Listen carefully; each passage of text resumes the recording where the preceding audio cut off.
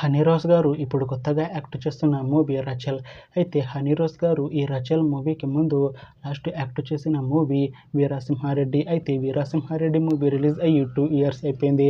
అయితే వీరసింహారెడ్డి మూవీతో హనీరోజ్ గారికి ఒక మంచి హిట్ వచ్చింది.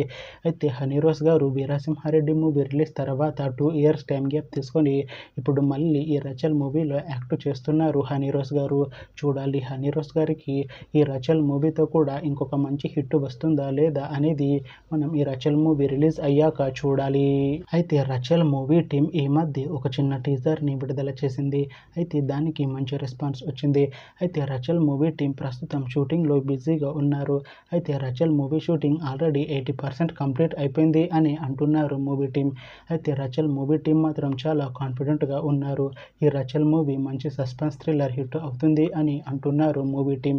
అయితే ఈ రచల్ మూవీని ఈ డిసెంబర్ లోపు రిలీజ్ చేసేలా ప్లాన్ చేస్తున్నారు మూవీ టీం. చూడాలి రచల్ మూవీ రిలీజ్ అయ్యాక మంచి హిట్ అవుతుందా లేదా అనేది మనం ఈ రచల్ మూవీ రిలీజ్ అయ్యాక చూడాలి. Thanks for watching this video friends. మీకు ఈ వీడియో నచ్చితే ఈ వీడియోని లైక్ చేయండి. ఇంకా ఇలాంటి మూవీ అప్డేట్స్ కోసం ఈ ఛానల్ని సబ్స్క్రైబ్ చేసుకోండి.